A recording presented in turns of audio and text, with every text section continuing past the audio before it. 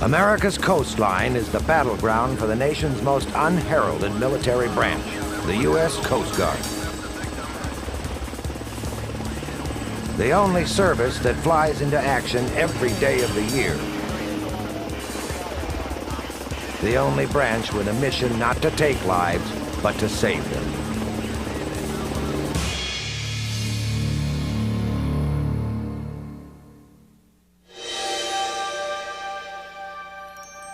In the east, it meanders from the rocky coast of New England to the turquoise waters of the Florida Keys.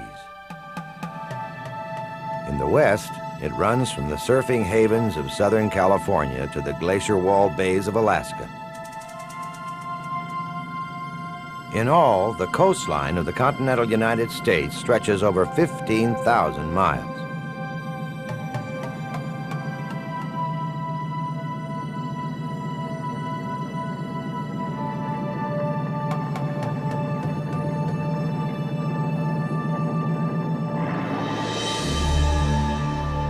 And as anywhere land meets sea, scenes of men on the open water can, in an instant, transform themselves from the tranquil to the terrifying.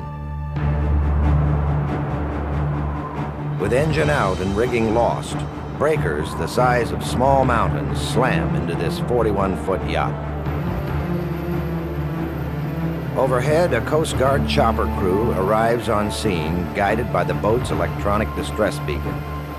It is a mission repeated thousands of times every year by the men and women of the nation's smallest, least visible, but most active branch of the armed services.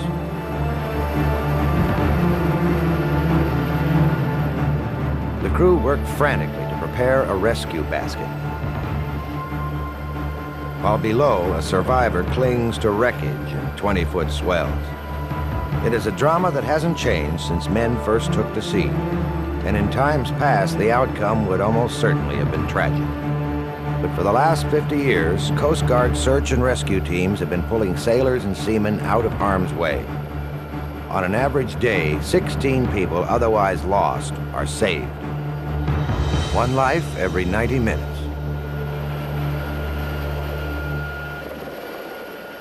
This man, making a lone passage from the U.S. mainland across the Caribbean, was miles from the nearest shore when spotted. Just one fortunate individual among nearly 6,000 saved every year. In all, there are over 55 million recreational boaters in the United States. At any given time, another 38,000 merchant seamen work off of American shores, piloting the freighters and tankers that are the lifeblood of the nation's industry. All are better off because of Coast Guard aviation.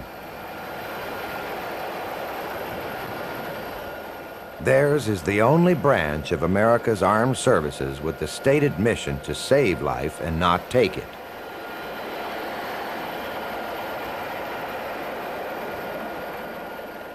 Only minutes after arriving on scene, the chopper crew lifts the disoriented and severely hypothermic survivor to safety.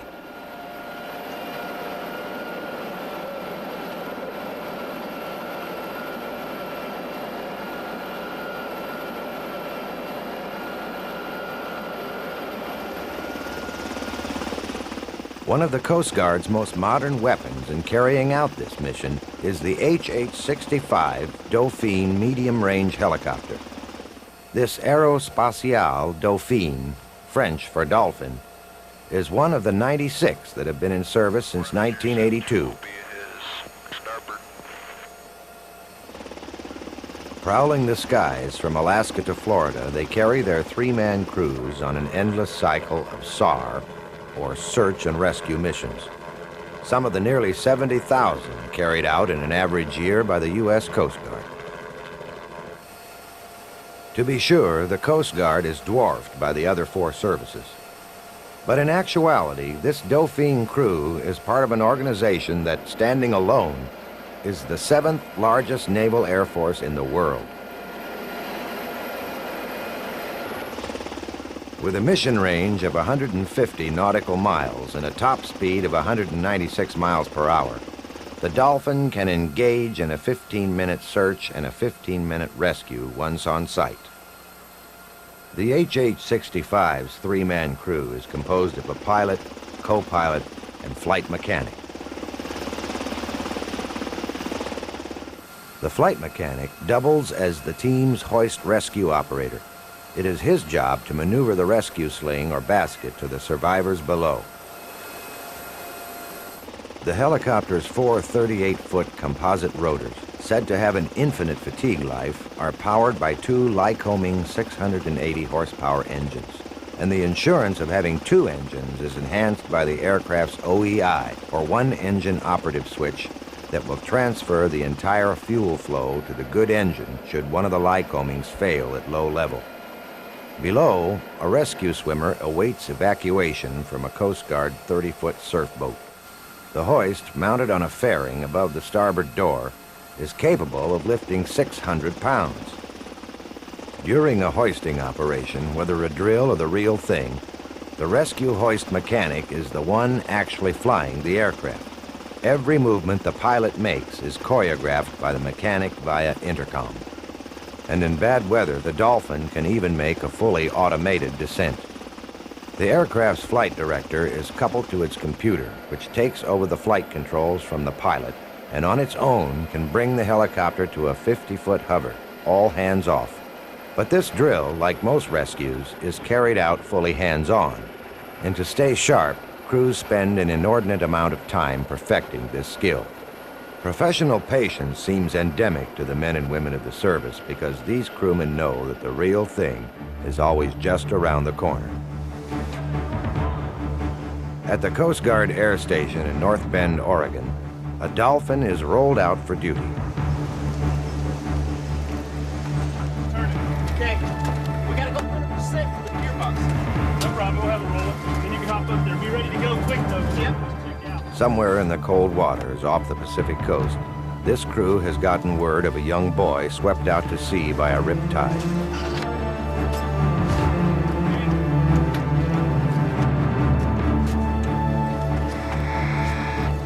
The Coast Guard motto, always ready, and the ceaseless regimen of drills are about to be put to the test.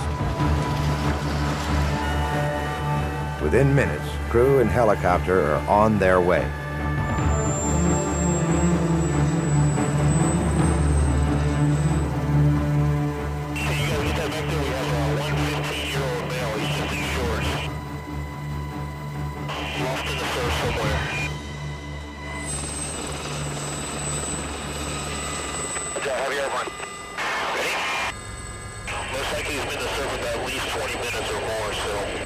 With water temperatures hovering in the 50s, even a strong swimmer won't last long. Time is as much an adversary as the sea itself, and finding a frightened young boy on a vast ocean is a daunting challenge. Once on site, the burden falls primarily to this man, the rescue swimmer. A relatively new position in the Coast Guard, the rescue swimmer is the crucial human link at the end of the search and rescue chain. The Coast Guard started with rescue swimmers in 1985. They had an accident off the North Carolina coast where a ship went down and 33 people were killed. The Coast Guard arrived on scene but had no way of getting the people out of the water because they were so hypothermic they couldn't get out of the basket themselves. And in these waters off of Oregon, hypothermia is almost always an issue. Every year, hundreds of American children drown. These men are intent that this boy not be one of them. We have everyone out of the water except the victim. I believe they've said the victim has green shorts on. 653 to command. Those are light blue shorts, blonde-headed young man, about 95 pounds. You see him, Mr. Burris? No. Did you see him? He's been in the water now for nearly half an hour. Where you pointed to? Copy that, Coast Guard. Coast Guard, here he is. Here he is. We got him. 220. Okay. Set up for rescue check part 2. Roger.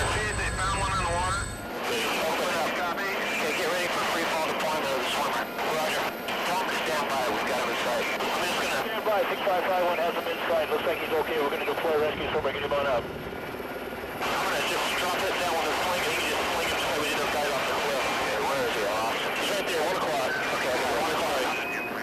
Okay, Blake, you may have a little bit of a tailwind. Got him. Yeah, that's it. He's in trouble. Okay, he's going down.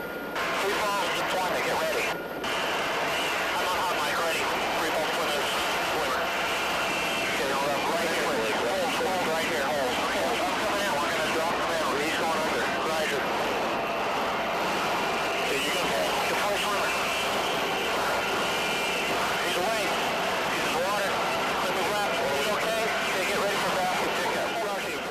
Less than 5 minutes after takeoff, the boy is gathered up by the rescue swimmer as crewmen above prepare to lift him to safety.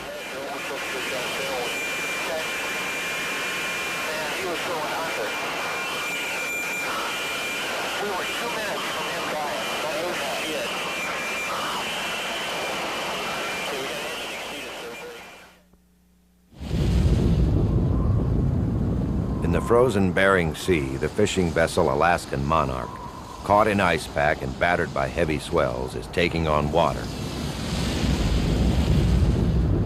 Soon, a Coast Guard H-3 Pelican arrives on scene.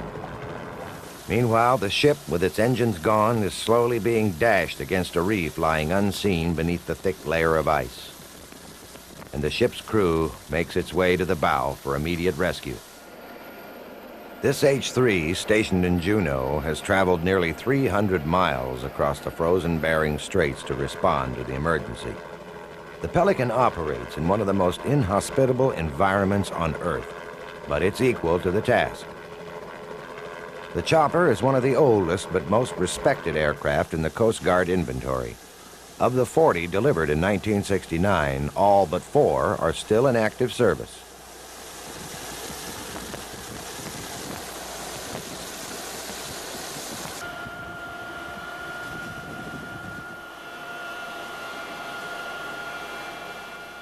With the last crewman pulled off the bow, captain and mate, who had insisted on trying to save their vessel, are now intent on saving themselves.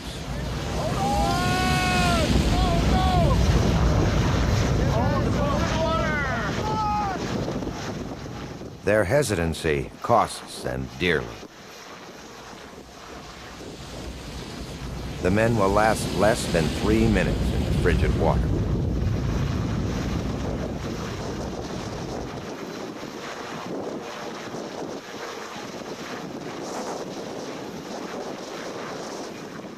Above, the Pelican crew worked desperately to maneuver the aircraft into position.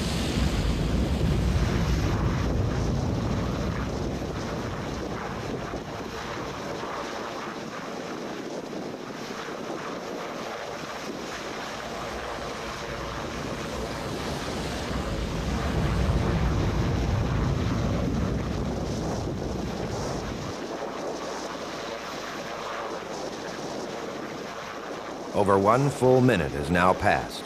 The pack ice and rough sea make a rescue swimmer deployment only an option of last resort. The crew lowers a basket in hopes that the men below will have enough energy left to get in on their own.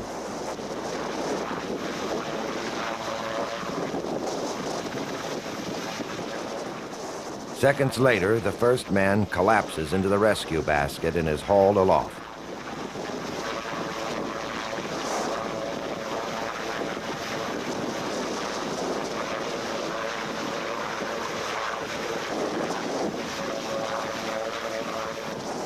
In just under 3 minutes, through the calm professionalism of the Pelican crew above, the second man is lifted to safety. Amazingly, the drama ends with the ship itself as the only casualty.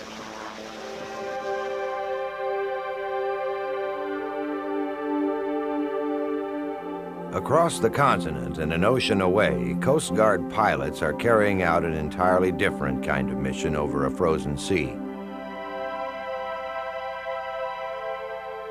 Every year, a Coast Guard C-130 Hercules flies over this spot in the vast North Atlantic to lay a wreath in commemoration of the 1,500 passengers of the Titanic lost in the waters below.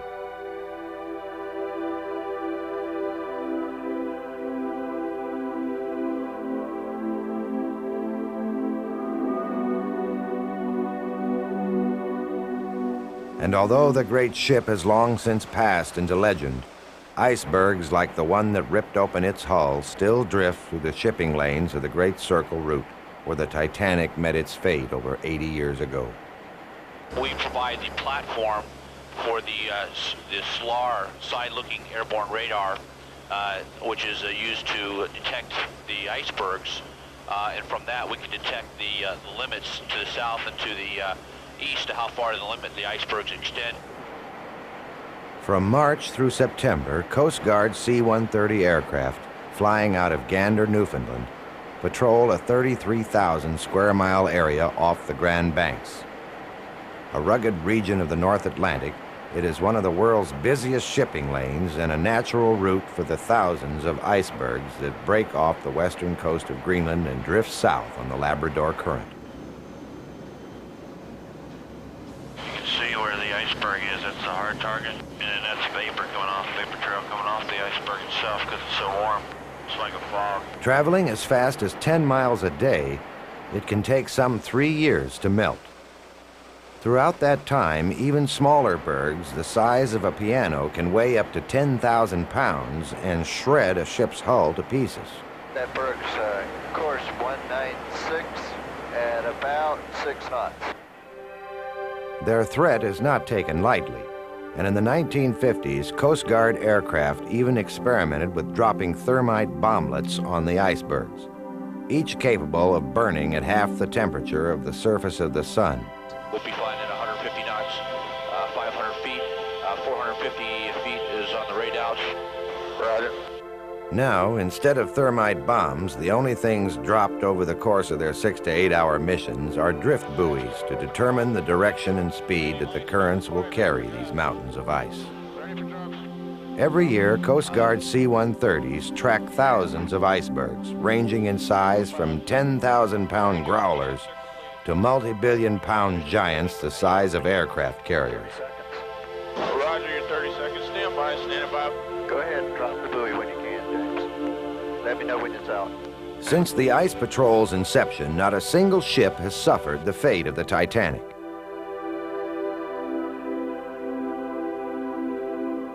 And it is expected that C-130s will continue to safeguard mariners well into the 21st century.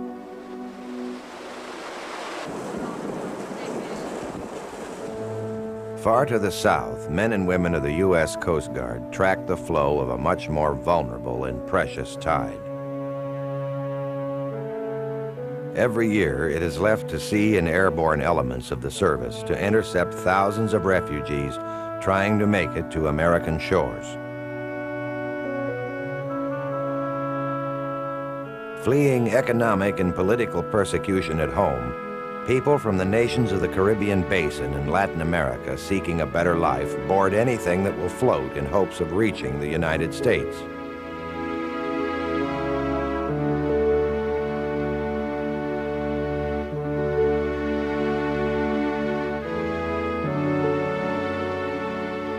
This ramshackle boat, filled beyond capacity with nearly 500 Haitians, was spotted by Coast Guardsmen alerted to its location by colleagues flying overhead. It is soon clear that the dilapidated vessel won't last long on the open sea. Its human cargo must be taken aboard the cutter before it's too late.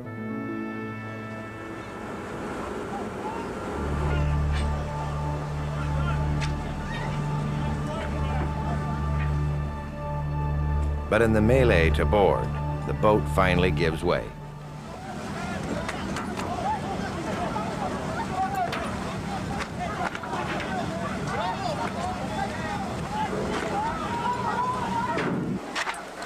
Put over all life jackets, all life rafts. Port side quarter.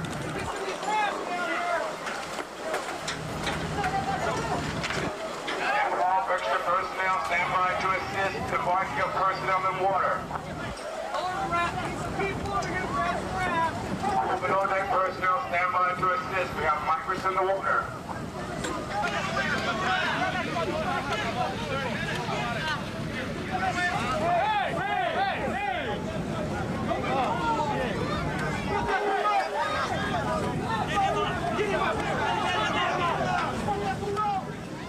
In spite of heroic effort, this old man is just one of thousands who will never find a new life in America.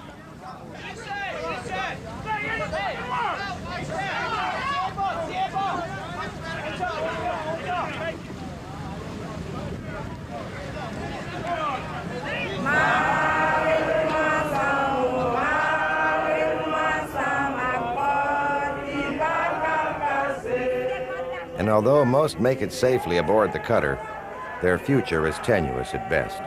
Some may remain at sea with thousands of others consigned to life aboard U.S. Coast Guard and Navy holding vessels.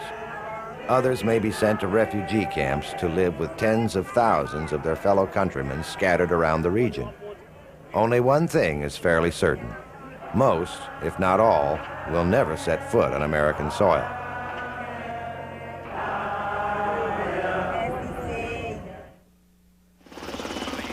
Much of the burden of refugee search and rescue falls to crews flying the Sikorsky HH-60 Jayhawk. Based on the Army's Black Hawk helicopter, the Jayhawk is an improvement on every chopper in the Coast Guard inventory, including the Dolphin. The Jayhawk can cruise at 135 knots and carry out a 6-hour mission over a 300-mile radius. Once on site, the aircraft can remain on station for over 45 minutes and haul up to 6 people aboard.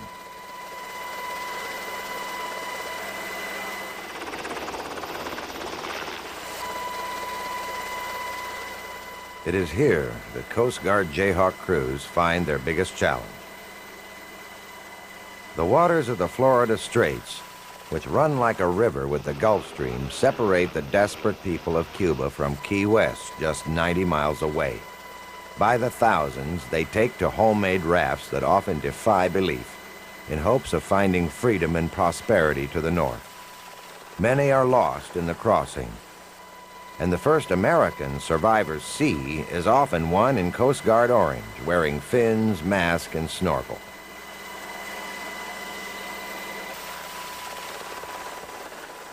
These rafters are lucky. It is not uncommon for Coast Guard crews to fly for days and spot only empty rafts drifting below, mute testimony to the sacrifice of their occupants. Others, undetected by search and rescue teams, are swept past the Florida coast in a swift current, sometimes within sight of the lights of Miami itself, only to be carried far out into the Atlantic, never to be seen again. Here, the training and stamina of the rescue swimmer are called into action again and again. Refugees are often so dehydrated and weak they can't even stand on their own. And over the course of a typical year, nearly 5,000 are plucked from southern waters every month. Trained alongside their Navy and Air Force counterparts, Coast Guard swimmers face challenges unknown to the other services.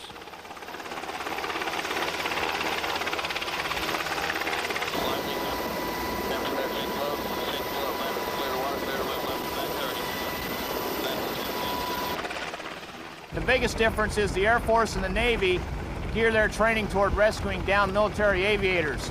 We go through their schools and are trained the same way, but once we get to a field unit, we need to be trained how to rescue civilians. Downed aviators are people that have been through survival training, been hoisted by helicopters before. When we go out there and rescue mom and pop, they've never been hoisted in a helicopter before. They've never had to eat the rotor wash or work with the rescue devices. During times like the 1980 Mariel boat lift, the number of refugees in need can easily increase tenfold. And in August 1994, Coast Guard personnel set an all-time record, rescuing nearly 3,200 Cuban boat people in a single day. On this mission of mercy, the HH-60 employs state-of-the-art radar, radio, and navigation gear, including the Navstar Global Positioning System. With this, the Jayhawk gives new legs to the search and rescue mission, enabling crews to come to the aid of the distressed from greater distances than ever before.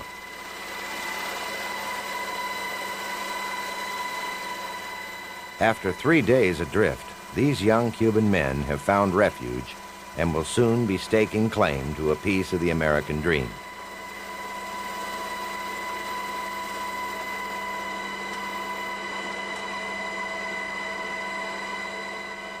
Changing U.S. policy, however, now dictates that many who follow them will exchange the terror of braving the open sea for the tedium of life in a refugee camp back in Guantanamo Bay, Cuba.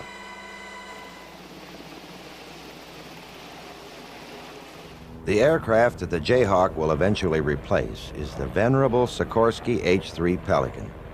An elongated box with a drop ramp in the rear, the Pelican is really just a revamped version of the Air Force's HH-3 Jolly Green Giant, used to rescue downed airmen in Vietnam. But the relationship is nothing new. Some Jolly Greens were flown by Coast Guard pilots throughout the war in Southeast Asia. Many hate to see the Pelican retire. Known for dependability, the Pelican can head out at a distance of over 200 miles and loiter on scene for 18 minutes during rescue operations. Powered by twin GE 1,500 horsepower turboshaft engines, the Pelican is the only Coast Guard chopper existing or planned that can land in water. For the rescue swimmer, that means that survivors can be brought aboard more quickly and more safely than in any hover and hoist maneuver. And in the shark-infested waters south of Florida, speed and safety are always an issue.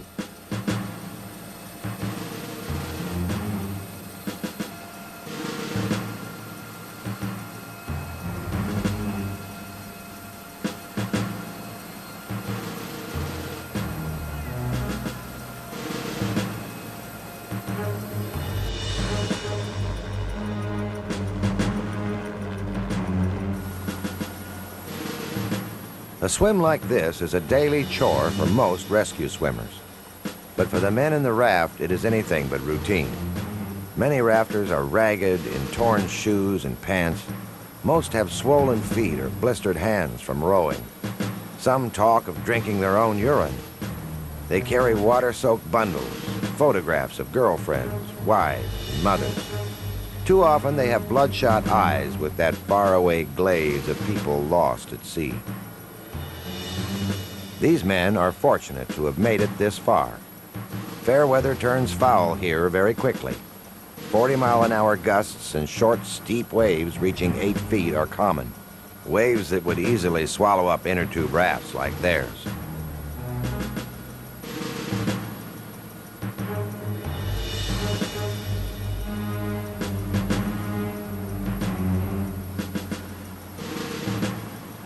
It has already been a busy day for this Pelican crew. This is the second group of refugees brought aboard in the past hour.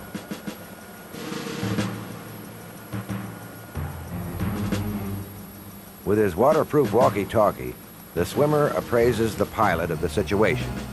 With one man severely dehydrated, unconscious, and near death, the crew opt to use the basket to get him aboard. Again, the choreography between machine and crew works flawlessly. This man eventually survives. What isn't known are just how many don't make it. In Cuba, there is often talk of bodies washing ashore, but the government there is less than forthcoming with any statistics. And although estimates vary widely, it is commonly accepted that among Cuban boat people alone, the number of men, women, and children who set out from shore every year, never to be seen again, may run into the thousands.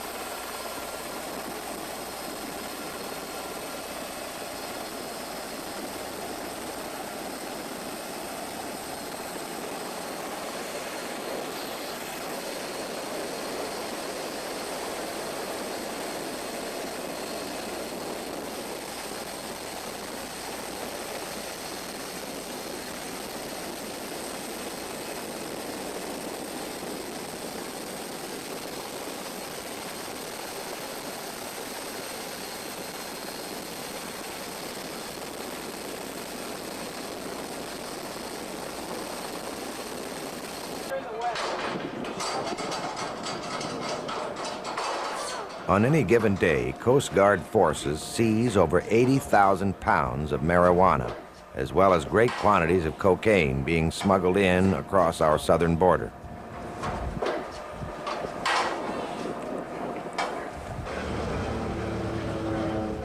But in reality, victories like this are all too rare. Officials estimate that despite intensive effort, 18 million pounds of marijuana, 300,000 pounds of cocaine, and 13,000 pounds of heroin enter the U.S. every 6 months. And many say that these estimates themselves are low. The counter-drug effort faces problems from within as well. Agencies sharing the burden of the battle range from the CIA, DEA, and FBI to the Customs Service and the Coast Guard. Each with their own set of priorities. Each with their own individual agenda. One goes over here, Jim.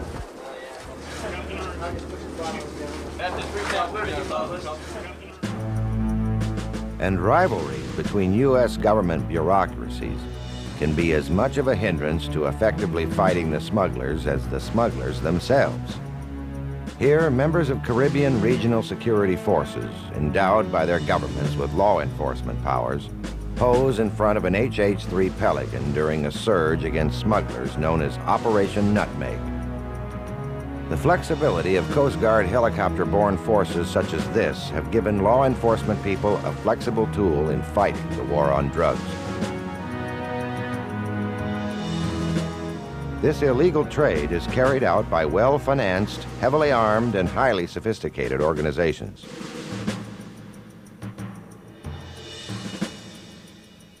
Routinely, drug smugglers ditch or abandon planes once they've served their purpose. And when one load represents more money than a fleet of aircraft, it is a loss easily absorbed by wealthy drug lords.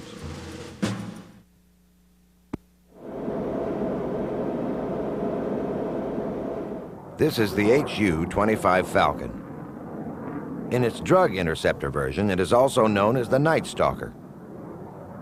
The HU-25 Falcon has provided Coast Guard aviators with a state-of-the-art tracking and surveillance platform capable of thwarting even the most sophisticated drug smuggler.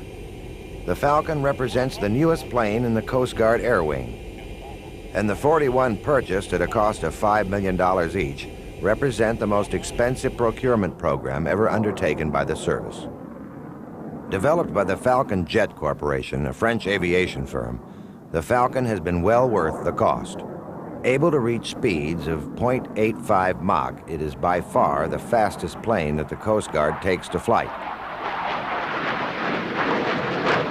The aircraft's twin turbofan jet engines are not only fuel efficient and easily serviced, but offer great loiter capability at lower speeds and altitudes, an attribute incredibly important to both SAR and drug interdiction missions. The Night Stalker poses a serious challenge to any drug smuggler trying to make it to American shores undetected. Inside the nose is an APG-66 radar, identical to that employed on the F-16 fighter. With its FLIR, forward-looking infrared receiver, the Night Stalker boasts night vision capabilities. These combined mean that Falcons flying missions up to 4 hours long can pick up smugglers from 150 miles away and track them until Coast Guard or DEA helicopters pick them up. In 1982, the Coast Guard confiscated just 9 pounds of cocaine. By 1992, that figure had skyrocketed to 300,000 pounds. The increase reflects not simply the effectiveness of modern interdiction weapons like the Falcon, but also an American public's demand for illegal drugs that has grown at an astronomical rate over the past decade. In fighting the drug war, the Falcon often operates from forward bases on smaller islands. Here, shorter landing strips often necessitate chute deployments. It is all just part of an aggressive strategy to take the drug war as close to the enemy's doorstep as possible. But this enemy has vast resources, one able to match nearly every move made against it with sophisticated countermeasures.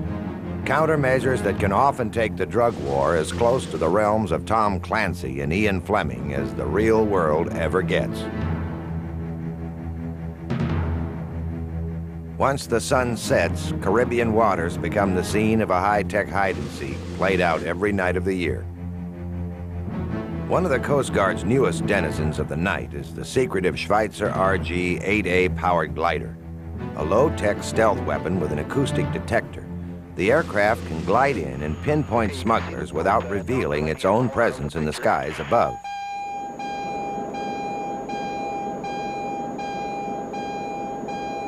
Stingray 1-2, Stingray 1-2, this is Slingshot, over. Go fast, heading south in position north. In addition to monitoring aircraft, Falcons spend much time tracking high-speed motorboats slipping in and out of the thousands of inlets dotting American shores. Go fast.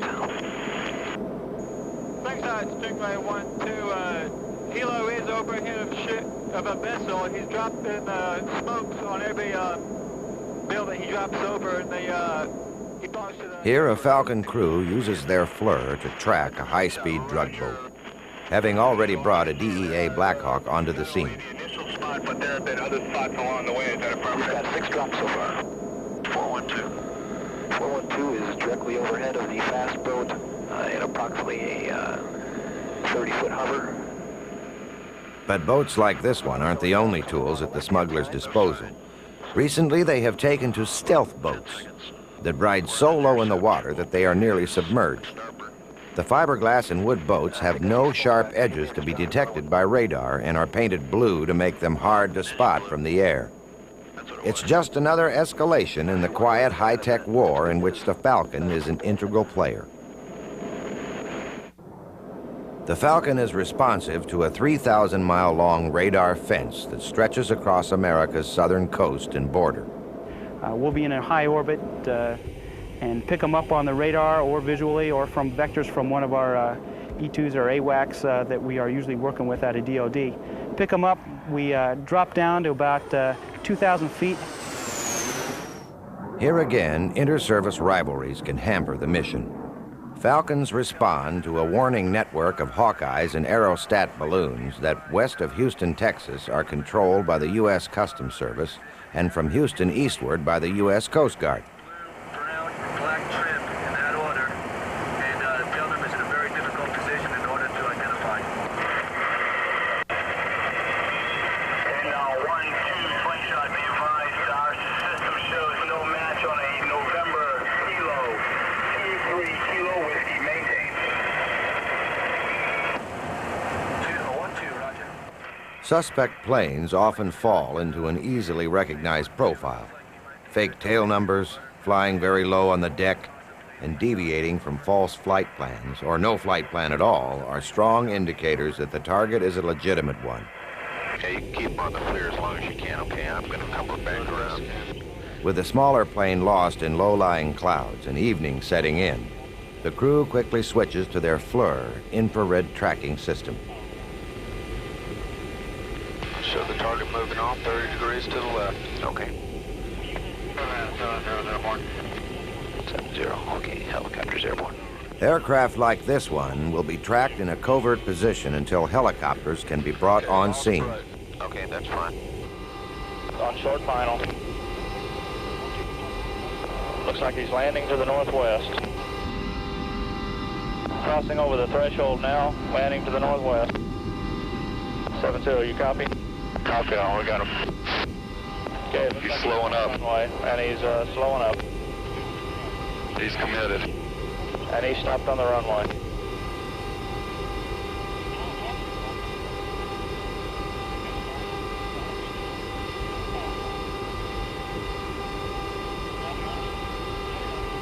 Looks like he just kicked the package out. He kicked his package out and he's taxiing to the end of the runway. FLIR technician and Falcon pilot maintain a constant dialogue with the Black Hawk pilot hovering somewhere below.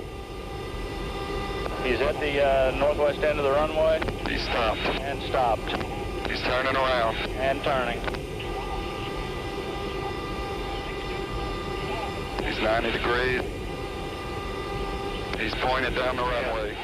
Many drug pilots don't ever touch down, opting instead to drop ice coolers packed with cocaine into the sea, there to be collected by waiting speedboats. Airplane has still stopped.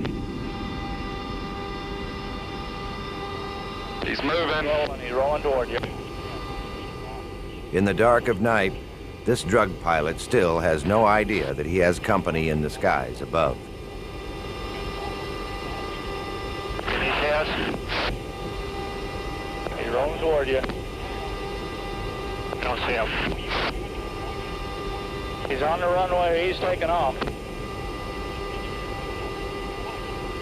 Where's the runway from us? Keep going straight.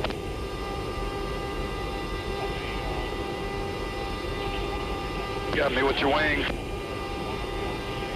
There's the wrong one. You see him right in front of you? He's right below you, right below you. All right, you just passed over him. Take a right.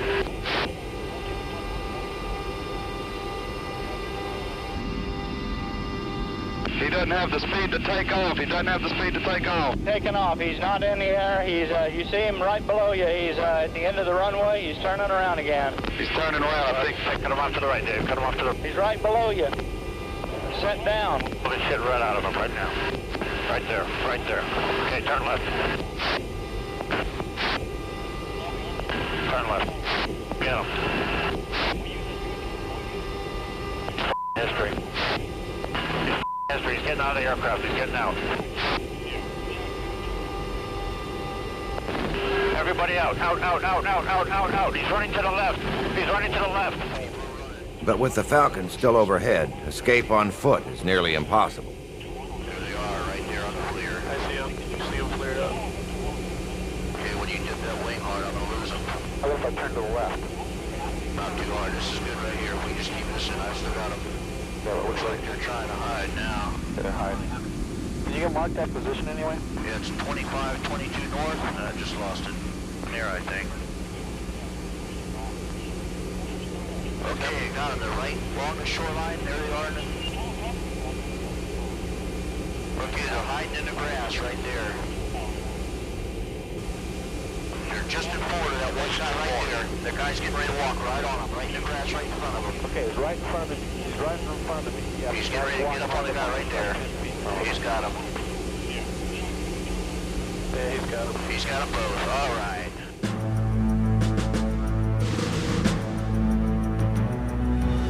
The helo's right over him right now. He's got him. As the DEA Black Hawk stands vigil overhead, ground units take the drug pilots into custody. This night marks a victory for the interdiction effort and for Coast Guard aviation. But victories like this are the exception to the rule because for every smuggler caught, hundreds more slip in undetected.